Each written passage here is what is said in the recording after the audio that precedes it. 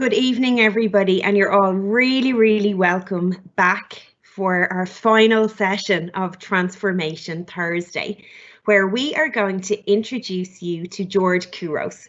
So George is a worldwide leader in the area of innovative teaching, learning and leading, and he has a really big focus on innovation as a human endeavour.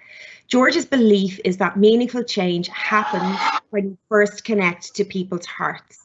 And that's modelled in his writing and in his speaking. And that really speaks to what we've been listening to today and throughout the whole week about how important the relational piece is. In his 20 plus years in the field of education, George has worked at all different levels in schools. So everything from being a teacher to a technology facilitator to school and district administrator. And currently he works as an adjunct instructor with the Graduate School of Education in the University of Pennsylvania. George is also the author of the book, as you saw in the promo, The Innovator's Mindset, Empowering Learning, Unleash Talent and Lead a Culture of Creativity. He's also the author, his latest book is Innovate Inside the Box, which is one of my favourite, and I know one of Ashley's favourite books ever. It's my coffee table book. He wrote that with Katie Novak, who you heard earlier on today. And when George speaks about how we innovate inside the box, within that, Katie comes in with loads and loads of UDL tips on how to do that. So myself and Ashley, we've been following him lots on Twitter, let's just say, and we listen to a lot of his podcasts. And Ashley reached out and we got to interview and to chat with George, which is what we are going to share with you this evening.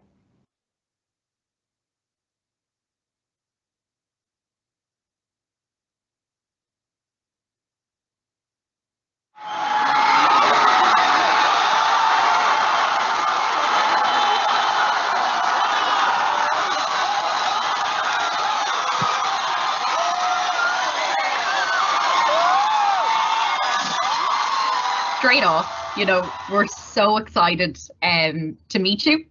First of all, that's the big one for me. But then, it's fantastic for us for our first ever National Festival of Learning for Further Education and Training here in Ireland to have you, George Couros, the author of The Innovator's Mindset and Innovate Inside the Box, here to talk to us this evening. We're super excited. We were having a chat before you joined us there, and I think the two of us were a little bit starstruck. Stop it. So my name is Ashley Stephens, and I'm the Professional Development and Research Projects Coordinator in my district here in Kildare and Wicklow in Ireland. And we have the fabulous Carrie Archer, who's the Professional Development Coordinator in our neighbouring Education and Training Board in the City of Dublin, here to talk to you this evening. So you're very welcome, George. Yeah, well, I appreciate having me for your event. And so just welcome to everybody that's here. And yeah, it's cool. I was really excited. I saw, to know that somebody would care about my work even outside of my own country, and in Ireland is pretty humbling. So it's nice. I honestly don't even know how you know who I am. So that's pretty cool to me. Yeah. We stalk you, George, on Twitter. We're just going to be really honest about that. Myself and Ashley stalk you, and we've been really excited, with Ashley reaching out and going for it, and asking you to come in today. So I suppose the first thing that we want to know, George, is we want you to tell us a little bit about, what your background is and how you've ended up where you are now. Well, that could be like 40 minutes right there. So yeah, just a little bit about my background. I've been in education, I think 21 years now. And it's interesting because I always think about how, when you first start teaching, people say hey, it goes by quick. And I'm like, whatever, veteran teacher. And now I'm 21 years into education. And I was like, wow, that has gone by quick. It was yesterday when I was, starting with a grade 4 class. But I actually went I had no plans of being an educator. I went to university because my parents forced me to go. And then 22 years old, degree that I didn't think would give me a job. And then I'm not even kidding, I saw the movie Billy Madison. I'm like, hey, that sounds like fun. And so I decided to become a teacher because of Adam Sandler and Billy Madison, which is really weird. And yeah, but like my parents are both immigrants to Canada. And like when I go back, like when I look at my background, it really starts with like what my parents have instilled in me. They immigrated to Canada from Greece after the Greek Civil War, and really basically came to a country with nothing, didn't know the language, didn't know anybody, and really, showed how basically they'd learn no matter what came their way. And they saw basically education as a way to a better life, because my mom had a grade 6 education, my dad had a grade 2 education. So they always really focused on how important education was. And so I always have their voice in mind when I speak, when I think about what I do. And yeah, that really, like, I feel like as much as I talk about education, I don't really like talking about education. I'm really focused on learning.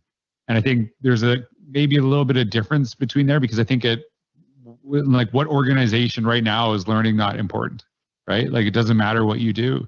And that was really instilled into me by my parents, who basically, no matter what came their way, they'd figure it out. And it's really kind of how do I instill that not only in the people I work with, but myself, and, most importantly to me, my kids, and really help all students in our schools today. You've really picked up on something there that I really wanted to ask you, George, and it's about that learning piece. Mm-hmm. And I suppose, we're more than a year down the road in our global pandemic now, and there's a global pandemic? What? That must be just in Ireland. Who would have known? My hair is proof of it at the moment, I think. But I suppose, like, we're talking about kind of all the change that we've right. embraced. All the learning that has taken place. Mm-hmm. Probably 10 years of learning and development in some cases, when we talk about, educators in the classroom and how we're approaching different things. And one of the things from your work that kind of, I suppose, hit home with me was around the piece of focusing on the basic skills. Right. And looking at those basic skills. So for educators at the moment, what do you think we should focus on? Well, it's actually interesting, because I don't think anyone's ever asked me this, because obviously my work is known for innovation, but I think it's really important to bridge, right? Like there's a misconception that like you'll hear about discovery math, right? And like people like, what about times tables, right? Like, shouldn't kids know times tables? And I'm a little old school. Maybe I'm like, yeah, kids should know times tables. Kids should know. People will argue like, hey, like, why do you need spelling tests? You have spell checker. I'm like, you do have to get in the vicinity of the word to actually have spell check work. Right now, of course, you can do, dictation devices and things like that too. But I think that the analogy that I use, if many people know jazz musicians, and I'm not like a big jazz music person, but kind of thinking about what you hear is really amazing, is like how jazz musicians can just improvise on the spot, and they'll create music on the fly in a concert. And it's like something that I really connect with. But the reality of it is they know their instrument inside out. They know how to play the music, the basic skills of this, and it's actually going beyond. And I don't know if any of you are familiar with Yang Zhao. I think he's at the University of Kansas now. He's really brilliant mind in education. He says reading and writing should be the floor, not the ceiling. And really kind of understanding like, yeah, we have to have like basic skills. We have to develop that. But when I was, in school, what were the basics at that time, and what did they lead me to? And now we have to understand basics change, right? Like, so even the question, and I'm not the person to make this decision, right? And I ask a lot of questions, and I think this is really a community decision. So for example, is cursive a basic skill? Is that something, right, that we need to develop in our kids? Personally, I believe kids should know how to read cursive, because I think if you don't know how to read it, you lose a lot of your history. Now, probably not knowing this, there's some app that will do it for you and whatever. But I think that's what's part of the conversation, is that the basics in, 1910 versus 1980 versus today should change, and we should think differently about that. And like, what do we expect that every student has the ability to do? And what's interesting is that we were complaining kids couldn't do A, B, and C, yet when we had to go to technology because of COVID, they were also teaching us how to make TikToks and get on Zoom, right? So it's kind of like what was necessary in that time. And I think it's part of that too. So for me, it's something that it's a really important community conversation, is like, hey, like in our school, what do we see as the basics, but what are we doing to go above and beyond? Like, what does every kid have to be able to do when they walk out of here? And what's important in our world today and in the future, but how do we also go above and beyond and build on that, right? So I think that to me is really important. And like I said, it's a community conversation that I do not think people are having.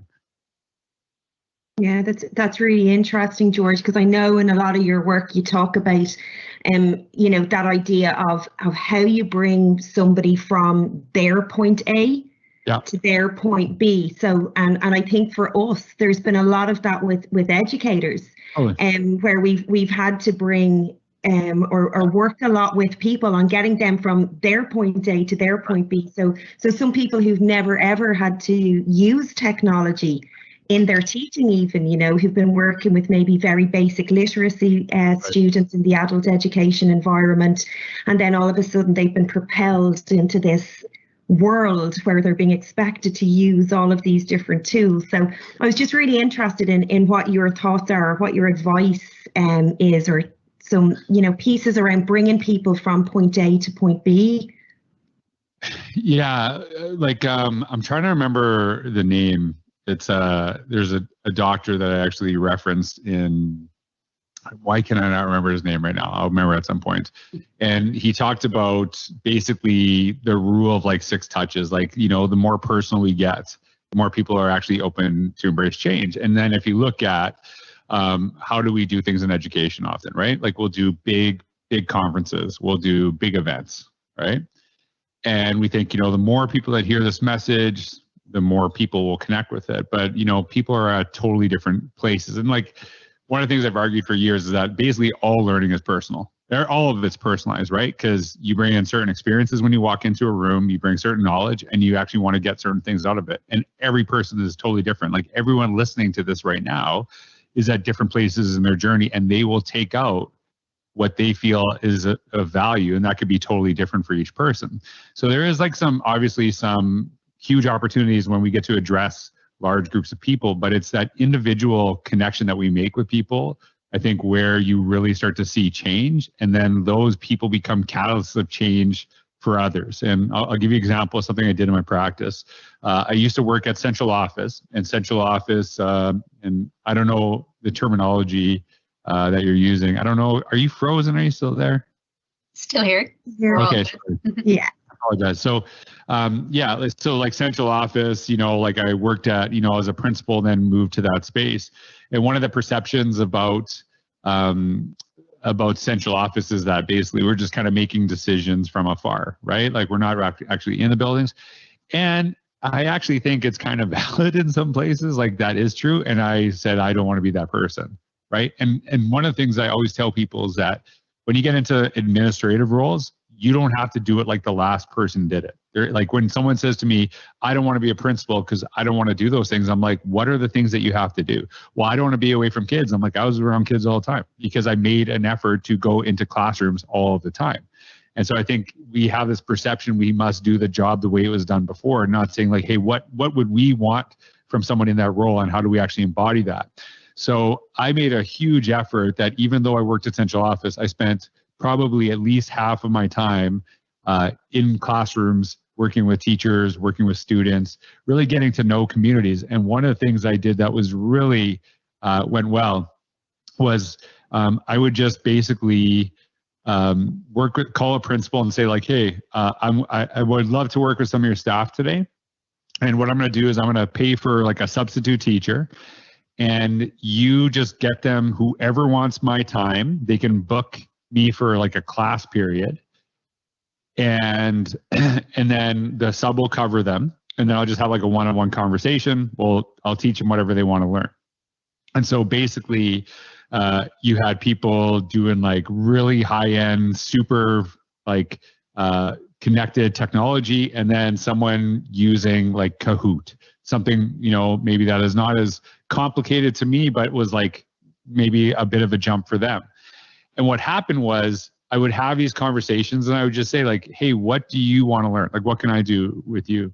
And really try to understand them. But every person, no matter where they're at, they walked out feeling like an expert. They felt like, hey, this is like, I'm doing some really great stuff now. Like, I can't even believe I did this, because I took the time. I didn't go in there with an agenda other than I want to help this person move forward, and what do they need? And I actually remember one teacher specifically, she said, I said, hey, what would you like to learn? She's like, well, I want to learn Twitter. I said, why do you want to learn Twitter? She's like, well, because everyone else on Twitter. I'm like, that's not actually a good reason.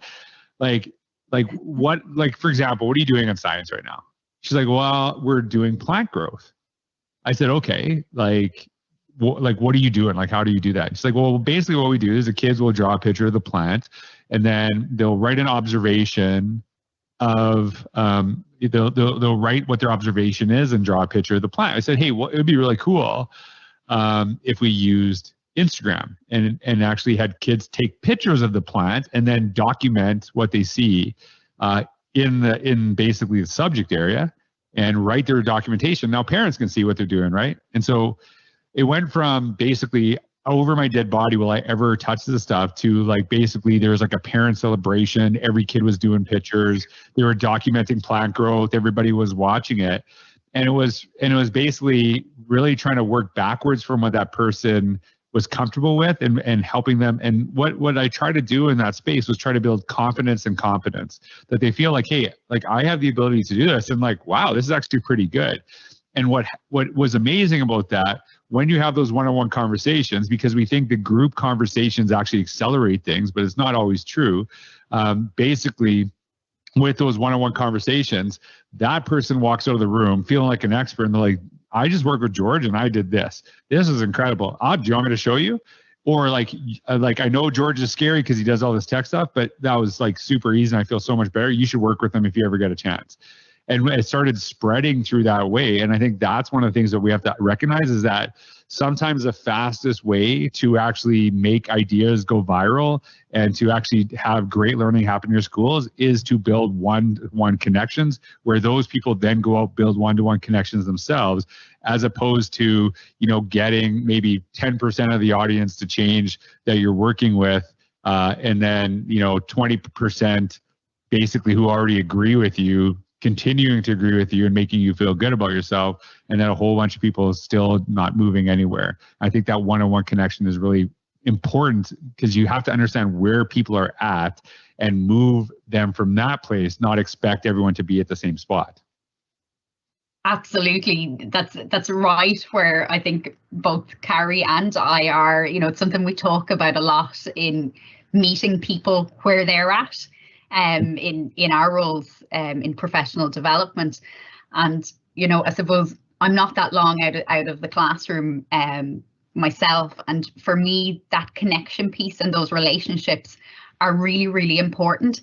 And I really want to work to maintain them. And I've seen them particularly through some of the programs that we've been running here over the last year. One in particular where we've brought our educators together for 2 hours every month. And we have different topics each time, but we have time for, you know, reflective practice, conversations, demos of different approaches, and really bringing, I suppose, good practice together, but having really honest conversations around what we're doing and sharing our learning with that. And I suppose from that experience here, I'm just wondering, do you have any kind of examples from your experience or, you know, all of your travel when it comes to, I suppose, senior leadership or, you know, at an organizational level, at districts? How can leaders be creative and I suppose think inside the box sometimes to support and provide time for professional development. Yeah, and like when we talk about when a lot of administrators talk about innovation, they talk about that from the viewpoint of like, hey, teachers, you should be innovative because we want our students to be innovative. But what we're going to do is actually do the exact same practice we've always done, right? And I think it's kind of challenging some of those things. And like one of the things I saw was actually in Norway, and it was really interesting. It actually was kind of the inspiration for the terminology of innovate inside the box. Was I went there and I went to visit the school, and while I was visiting this school, I know that one of their English classes actually they actually wrote and published a book together as a class, right? Like they went through the whole process. I'm like, that's incredible. And what I realized is that it wasn't like every kid wrote a chapter, but basically some kids wrote, some kids did the marketing, some kids, went through the publishing process, some kids did the editing, some kids actually went and spoke about the book and the process, but maybe didn't write in it. So what the school did, or what that classroom did, is they actually understood the strengths of basically all of the people that they were in that class, and said like, hey, how can we actually help kids develop in different things? And I've been talking about this actually quite a bit lately. I don't believe every kid is going to be good at math, and I'm okay with that. And I think we're like, we want every kid in our class to be good at that subject, but I'm not good at science, nor do I care to be. And do you know what makes me feel really good at night? Other people are good at science, and that's what their strength is. And there's things that I bring to the table that other people are not good at, and they don't want to be good at it. And that's okay, because like we're not trying to actually develop robots where everyone has the same skills. It's like understanding that people bring different gifts to it. So like even within the classroom, even though they were teaching English, they said like, hey, how do we actually bring out the best in our kids so they can be a part of this process, but not all necessarily doing the exact same thing? And kind of going back to what we were talking about earlier is really connecting relationships and doing this. And the idea of the innovate inside the box was, what I saw was really interesting, is that they had a class that basically is like they had English all day Monday. And that was it. They just had English all day Monday.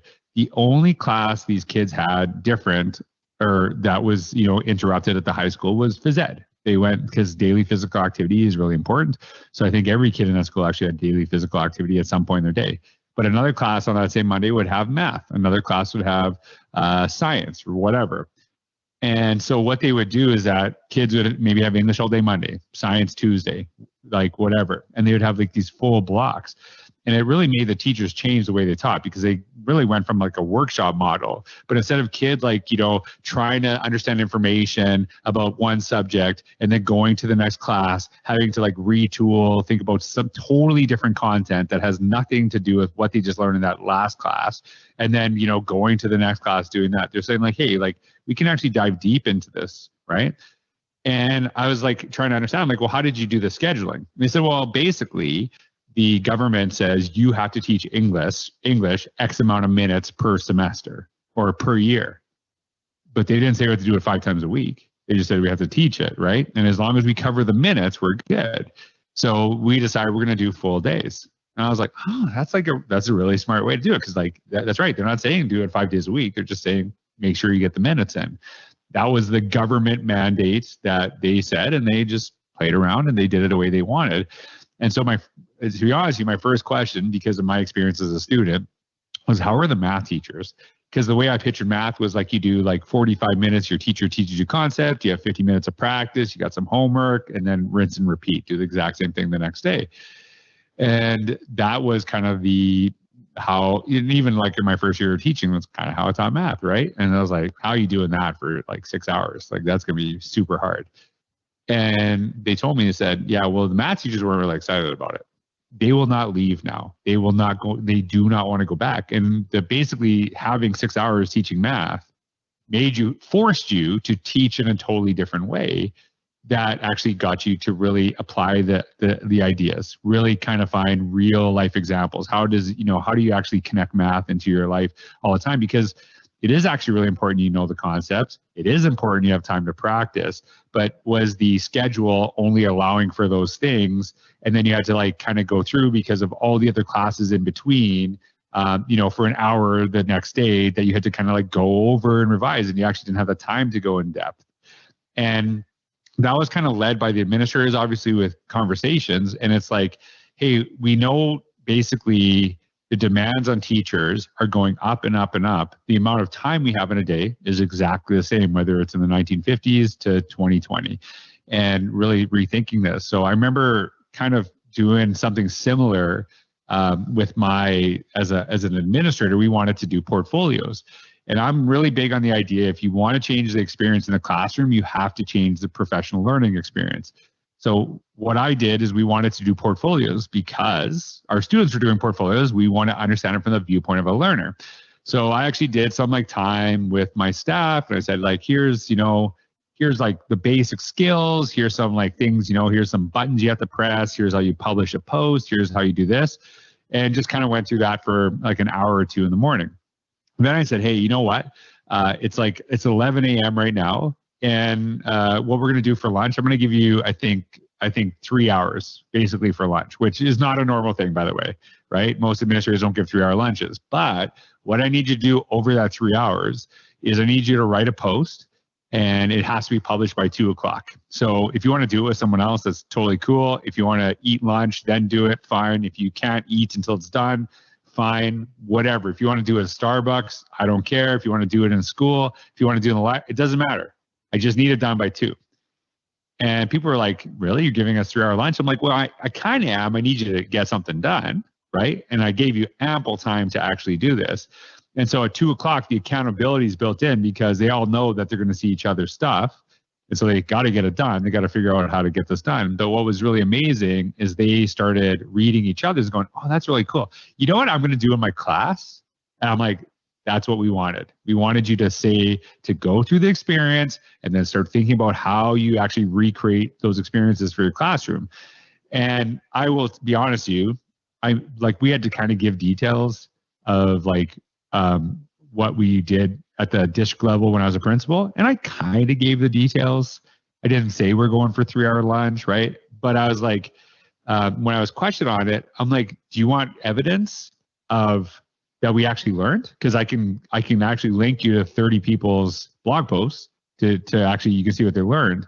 Or would you feel better if I had them all sitting in a room listening to me, not creating anything, and you have no idea if they learned anything? Like, I actually have evidence that they learned something today. You can read each one if you like. And really that there's accountability in that. And it's like, how do I use this time? And instead of like, hey, this is important to me, I'm going to actually embed the time in the day, not, hey, this is important to me, but you got to kind of figure out after on your own. It's like, no, if it's important, let's build that time in. And it was just really amazing to see like how that worked. And then ultimately, if it doesn't lead to actually like improve student practice, and like, what are we doing in that time? But you have to like kind of rethink, how do we use time with our people, right? Because it is, like I said, the expectations keep going up. And this goes back to the basics conversation. One of the reasons I say, like, we got to talk about the basics. You can't say the basics are constantly expanding, but only give us the same amount of time a day, nor should you expand the time of the day, right? Because that's not possible. But we need to rethink these things. So I think it's kind of modeling, trying some things that might be a little bit different, some things that, might get you in a little trouble, but you're like, you got the plans built in to like say like, hey, here's proof we did this work. So I think, there's lots of ways you can do it. The biggest, kind of the short version of that is, like I said earlier, you don't have to do things the way they were done before. There is an opportunity to rethink how we create opportunities for our teachers. And that's what I would suggest for everybody. Picking up on something there from the last piece you said, George, and it's about the ever growing and expanding kind of demands or approaches or initiatives or projects or different things that as educators we should all be doing, and we should have in our space or in our toolkit, I suppose, for want of a better word. But that toolkit has grown into multiple boxes, I think, at this stage. Yeah, totally. How, and I suppose knowing all the educators that I know, We're very bad, I think, a lot of the time at saying no Right, to things. Totally. And looking after ourselves, and I see that particularly at the moment with our teachers. They're tired, Yeah. but they're still saying yes and full of energy and enthusiastic. Yeah. But how do we get that balance right and support people to get that balance right? Yeah, I like, so I'll talk about it from two perspectives here. First of all, the administrative perspective. We know that there's a lot of mental health struggles, not only with our students, but with our staff, obviously. And it's partly because we're bombarding them with work. And I read something, this is not my quote, and I'm not saying it even close to exactly, I'm just kind of giving an idea, but I just don't want credit for the idea. Basically, it said, we spend all this time and money providing resources for mental health initiatives, but aren't actually addressing the thing that's caused the things that are causing the problem. And when you here's like a really like an easy example. We will work our teachers during a professional learning day, like session, like little to no breaks, just go. But then we'll say, hey, and if you're feeling stressed, we'll provide yoga for you after, and then we can tick the mental health box. It's like, how about just don't just bombard us? How about that? Like, because I'm not really interested in doing yoga. I would like to get home to my family. But maybe just like give me some time to space. And like one of the things I've been advocating for a long time, and I wrote about this in Innovate to the Box, is I remember I went to Australia years ago to speak at a conference, and they said, hey, George, you're going to keynote. And I don't know how this is in Europe. And I think I've spoken a couple of countries in Europe. I went to Greece a couple of years ago to speak. And I think it's a little bit more lax. But they said, you're going to speak, you're going to do a keynote, and then we're going to have a 30-minute tea break. And I was like, what are you doing for 30 minutes? Like, what are you kidding? What are teachers going to do for 30 minutes? Because like in North America, what do? It's like keynote, 5 minutes to go to the bathroom, grab a quick snack, boom, you're at the next session. Because if we do not bombard you with information and opportunities for sessions and all of these things, then we haven't done our job. We have not, given you opportunities to learn. And if you ask many people, including myself, when they go to conferences, like, hey, what was the best part of the conference? Many people say, you know what it was? It was actually the conversations I had in the hallway with my colleagues. That was just the best. Just talking shop, talking about some things that they're doing, learning from them. And I remember after that, I was like, why would you do 30 minutes? This isn't crazy to me, right? And then they did it. And then I walked out and people were talking about the content I shared. They were asking me questions. They were having nice conversations. Some people were actually, to be honest with you, going on their phones and walking away because they needed a break and they needed to refuel. And like, I need that in my personal life. I need to like walk away from things and just have some time and space to connect. And it's like, hey, maybe is there a way we can actually maybe pull back on this stuff? Is there a way we can actually, have a demand? And like one of the things I've really challenged is the notion of data driven. And data driven, I actually think is probably the stupidest term in education. I despise it because it actually focuses on the wrong thing. It focuses on the numbers we can get out of kids, not the kids. And I think that you can actually, if you focus on developing good learners, kids will be fine on tests. If you focus on doing well on tests, that doesn't mean you're going to help kids. And I think that's something we have to really understand. But in the United States specifically, where I do a lot of my work, there's this notion that there's this like testing culture, and it comes from the government, right? And it's always the government pushing this, and like we're over tested in the United States, and that might be true, right? What I have seen though is that a school district will have their teachers do 84 practice tests so that they can make sure they get good results on the actual test. So they like test so they can do well on the test, right? And it causes stress, it causes anxiety. And I think I wrote this, I can't remember if I wrote Innovator's Mindset or Invite to the Box, but one of the phrases, you can't fatten a pig by constantly weighing it. And that's what we do. It's like we're assessing, but not actually letting time for learn. And it's causing so much stress, not only in our staff, obviously, but our kids, because they're getting test anxiety because it's like over testing culture. And if you focus on, like, I have always believed that if you focus on deep learning, that by default kids will memorize information. But if you focus solely on memorization of information, it doesn't mean you actually understand. And so that is part of it. Now, focusing on the teacher side, you mentioned it yourself, is that we have to say no. We have to learn to say no to things. And we also, unfortunately, a lot of our overachieving teachers get punished for doing really great stuff, right? We know they won't say no, so we then just bombard them with more work because we know we don't want to ask this teacher because we know they're going to make a big deal of it. But this one's going to say yes, even though you said yes to 84 different things, and they feel exhausted. And I've really been, actually, I'm like pretty good at saying no. Like, to be honest with you, I've gotten really better at this. It's like, nope, this is how it is for me. And you know, I have family, I have other things that, to be honest with you, and we're recording this at 1 p.m. my time, which I know is totally inconvenient for you, right? It's late. Well, like it would, you know, and to be honest with you, I wouldn't do anything past, like, because what time is it? 8:30 there? Is it 8:30 right now? It is, but we're just so glad you didn't say no, George. Yeah. No, and I appreciate that, but I don't want to seem like a, you know, a jerk or anything, but right now, before noon at my house is my time and my family time because of the work that I do. And I don't do stuff before that time unless there's like specific reasons, because if I give that time up, then I'm not as good the rest of the day. And I think you have to find, and now I'm a consultant, you know, and that took me a long time to get to that. And I think COVID actually kind of helped me realign some of my priorities that way, because, you know, I spent a lot of time traveling, being away from my family. And now I'm like, hey, I'm home. I want to be home. I want to be present, not just physically there, but actually mentally there. So I have to kind of find those spaces. And I think we have to be better about this.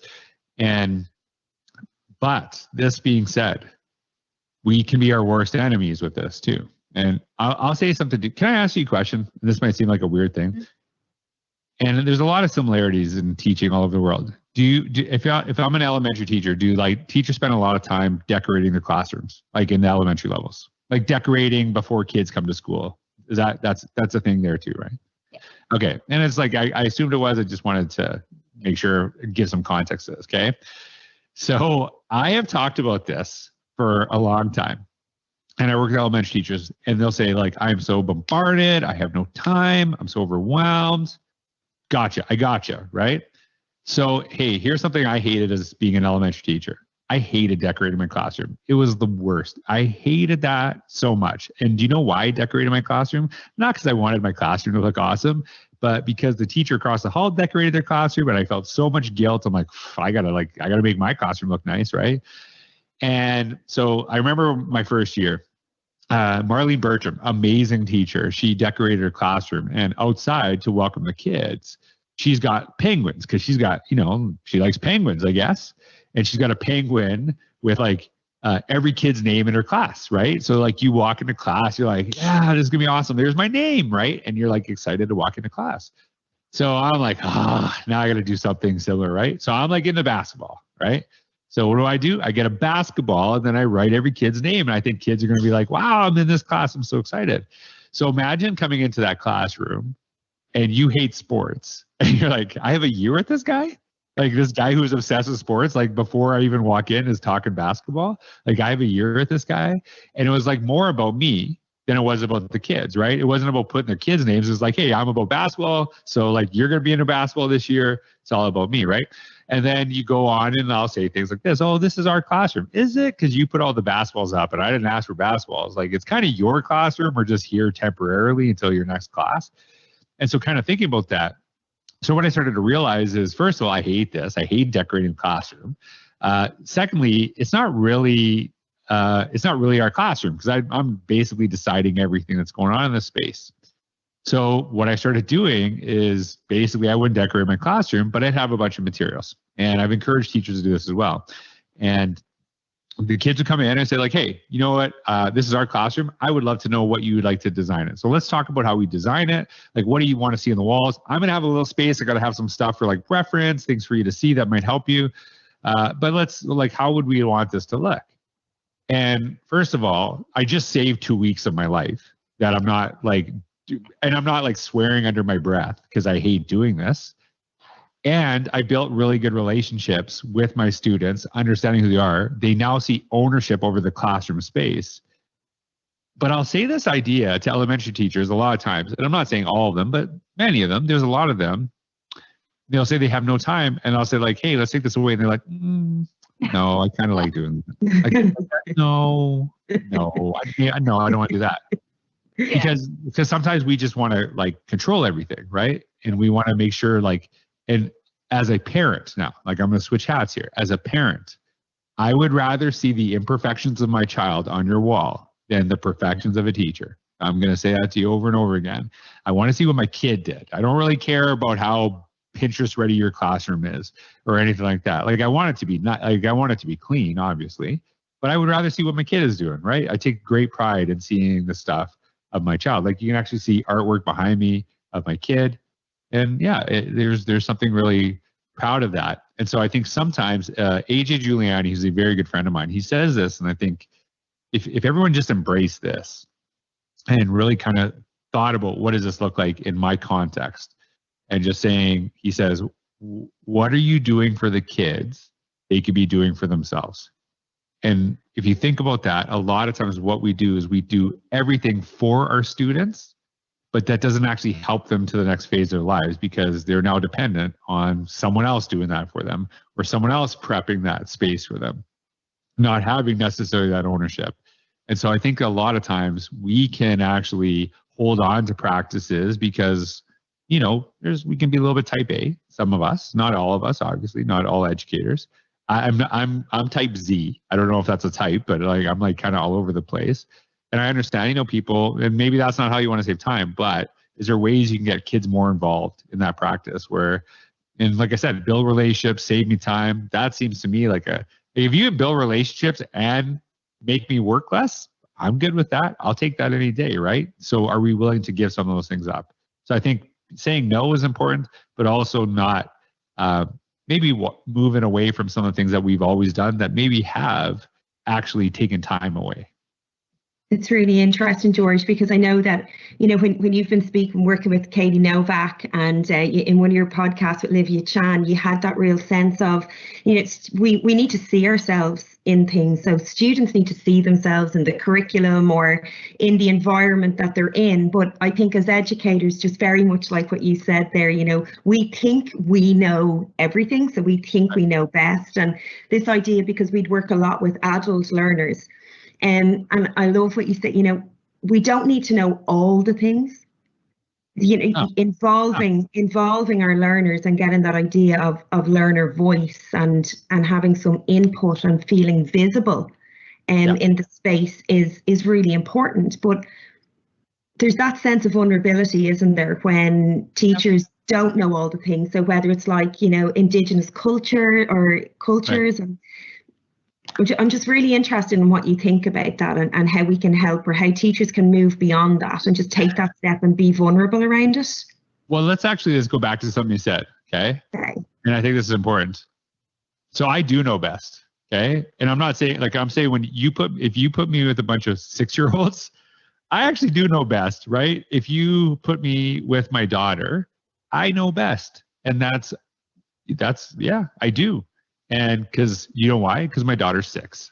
And so like that's actually kind of important to acknowledge. But if I just know best and then I continuously do everything for her, then she doesn't actually develop that herself. Do you know what I mean? It's actually like sometimes we have to like give leeway to this, right? And like think about this from the notion of an administrator. There are sometimes teachers would say, hey, I really want to work on this thing. I want to do this. And I'm thinking, you know what? I actually know how to do that thing and I can actually probably do it better than you. So, you know, maybe I should do that for you. I'm thinking this in my head, right? And I was like, no, yeah, that sounds great. Like you should go do that. And, you know, things maybe worked out in a different way. Maybe they actually worked out better than what I've done. But sometimes even as administrators, we get in our teachers' ways because we want to micromanage. And one of the things I actually learned is that if you have to have trust in the people that you serve, you have to have trust in the people that you work with. And that means giving up ownership, giving up space. But here's the thing, the less you micromanage, the more time you have to yourself, right? If people are all doing things, and I actually learned this from my best administrator, Kelly Wilkins. She hired me. She was incredible. She was my principal 1 year, and like within 1 year of being under her, I actually became a vice principal because she just prepared me. And I was actually went from like, I'm going to quit teaching to I can't see anything else than being in education because of Kelly Wilkins. And she hired me to like teach middle school math and a couple other subjects, but also do halftime technology. And I remember a couple of things. I'm new to the school. I have no permanent contract. If I have a bad year, they can get rid of me with no questions asked. That's like, there's nothing I can do.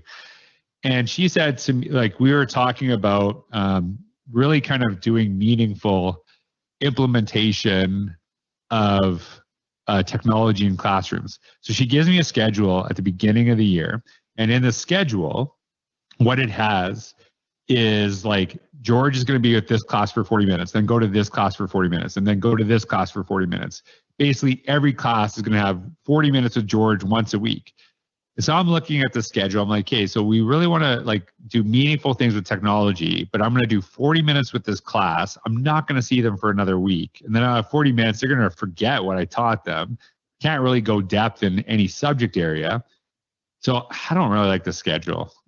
I'm going to say something. I don't know. Maybe I was kind of at the point where like, you know what, if I don't have a job next year, I didn't even want to be in education anyway. So maybe I'll say something.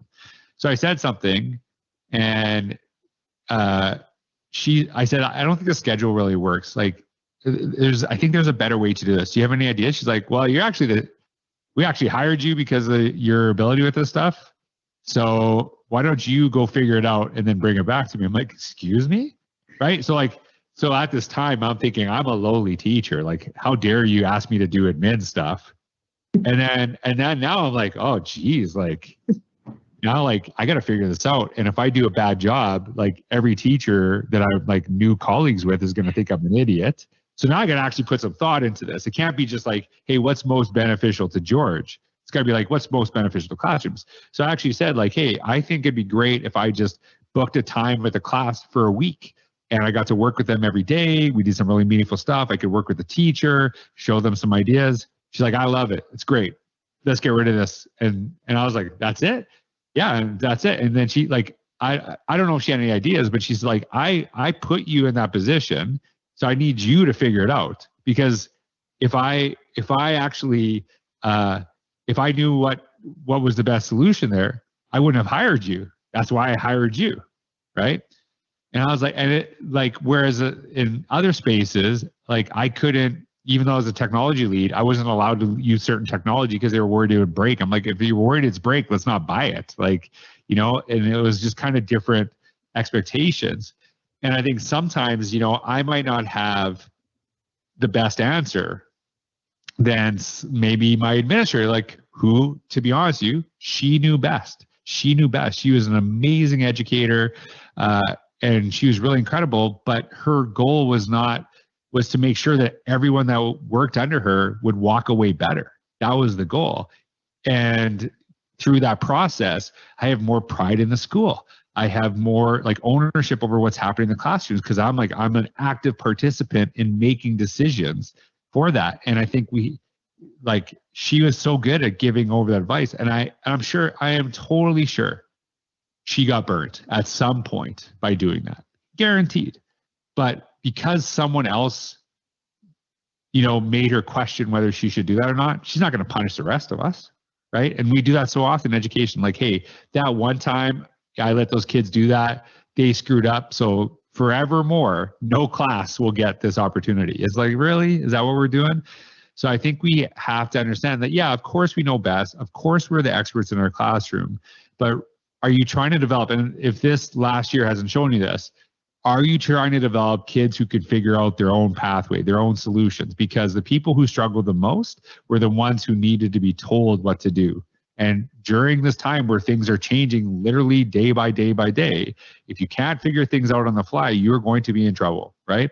And it's like, we have to instill that in the minds of our kids. We have to be able, and I say, people ask us all the time, like, what do you see the future of education? I'm like, I don't know, neither do you. Nobody knows. What I do know is I want to develop our kids that they have the ability that no matter what comes their way, they can figure it out.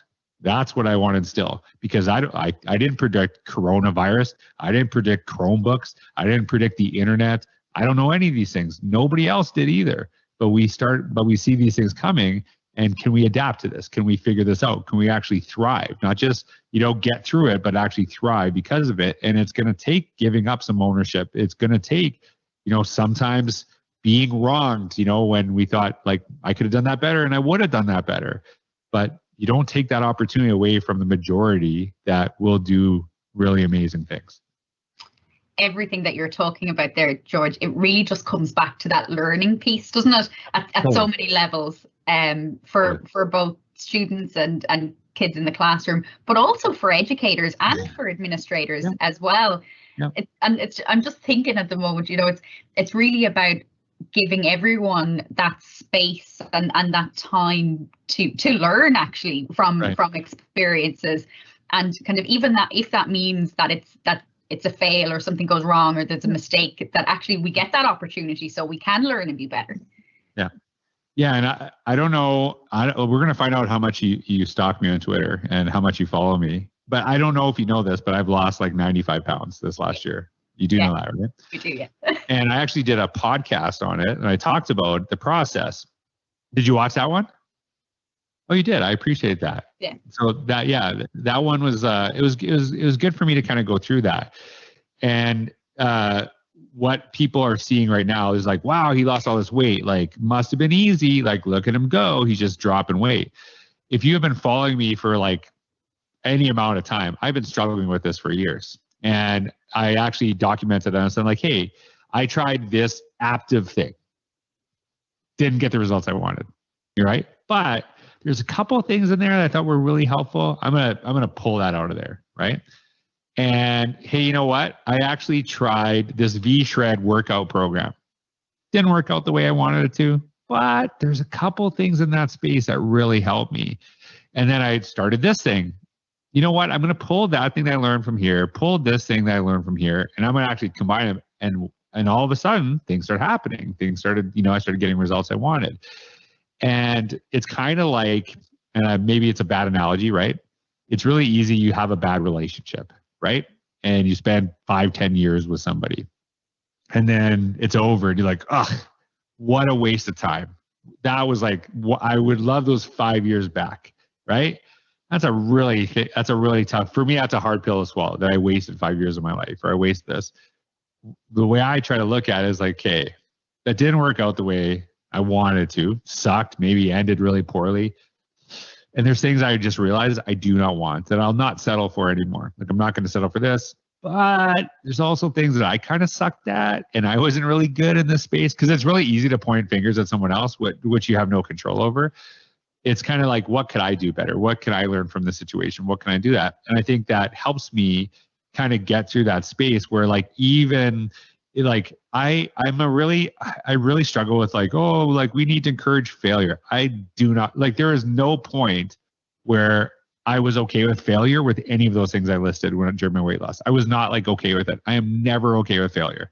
And I understand why people say that, but I think they're missing a really important, it's the learning from the failure to move forward. That's the important part of it. If you just fail and do nothing with the failure, I don't want that. I don't want you. I actually, if my kid's struggling, my child is struggling reading in your class, and they can't figure out how to read, I don't want you to say, well, failure is part of the process. I want you to say, like, hey, those things we tried didn't work, but I saw this one thing actually helped a little bit, so maybe we'll try a little bit more of that, but let's try this. And you have to learn and get back up from that space.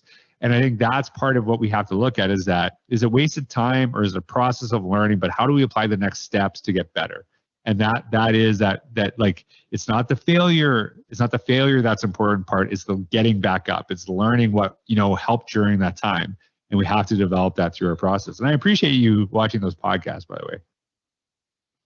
Yeah, and I the idea of your board where you you don't leave the basement until you've done what it is that you need to do, and that idea, I mean, everything takes so much dedication, and yeah, you must be so proud. So congratulations. Yeah, well, I know it feels good. It's actually like, it's good. I've had more energy with my kids, and that's like the biggest thing for me, is that I was struggling with energy, and I feel better, but just got to figure out what works, right? So I appreciate that.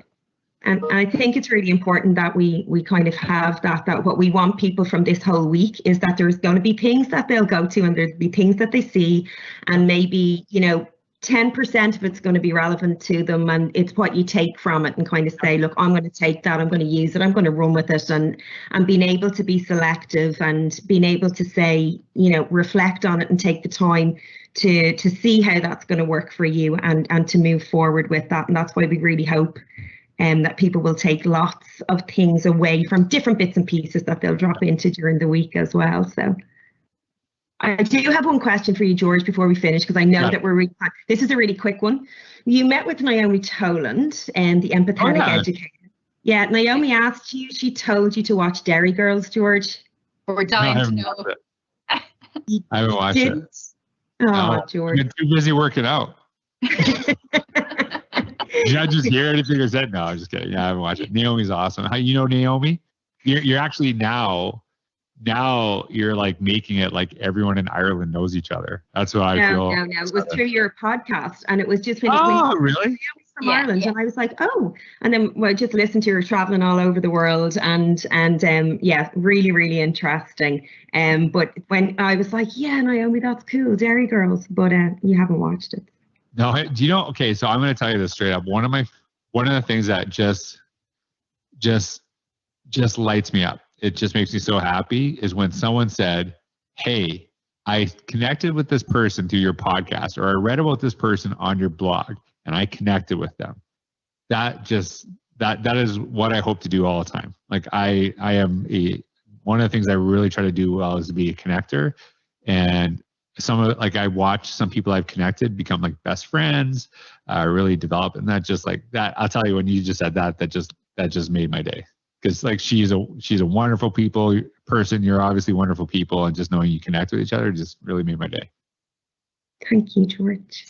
It's fantastic work from Naomi in that space. Yeah.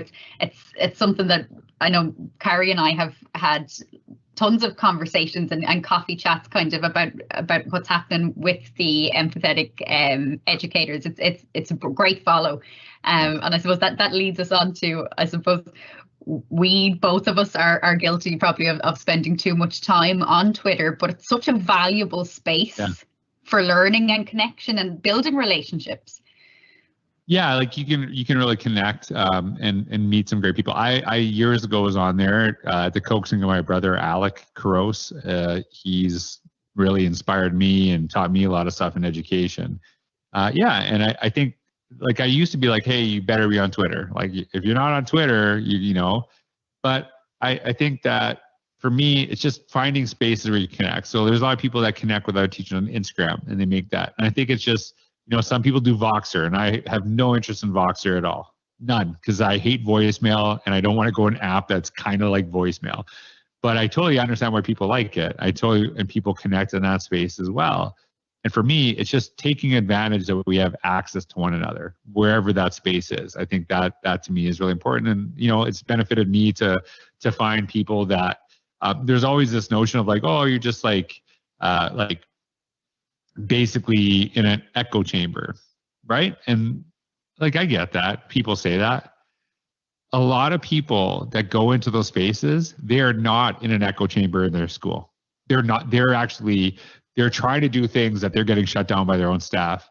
And I think sometimes they're like, you know what? I actually need to go to that space because I want to know I'm on the right track. That I'm doing, like, it's not just this is a crazy George thing, but someone in Ireland is doing this too. So I'm not like doing something that is like totally far-fetched. And I think that if we're talking about things being personal learning networks, if you want an echo chamber to validate some of the work that you're doing, maybe that's what you need, because maybe you're not getting that from your administrator. Maybe you're not feeling that from your own staff. And maybe you need to see like, hey, am I on the right track? Are other people doing this? Or am I, so I think find that space that works for you and make it work for you in a way that makes sense. That to me is really important. Building those relationships and the connections as well. And I suppose with that, I'm conscious of time, but I've one more question, and it's a very short answer one. But I suppose we know that you've traveled a lot. Have you ever been to Ireland, George? I have never been to Ireland, actually. It's like one of the I've been to several places in Europe, but never to Ireland. You're very welcome to drop us a line anytime you have any opportunity to visit here, and look at, hopefully we'll get a face-to-face at some stage in the future. I would love that. I'll be honest with you, I would love to be able to leave within 100 meters of my house right now. We're actually in a lockdown right now where I live. So Ireland sounds really good, but across the street sounds really good right now too. So I'm not gonna lie to you. But yeah. So thank you so much for having me, and I hope that everyone watching enjoys the conference. It's been an absolute pleasure, George. Thank you so much. My pleasure. It's been brilliant. Thank you. Thanks, George. We'll continue with the stalking. Yeah. All right. Take care, everybody. See you. Thanks, George. Thank you.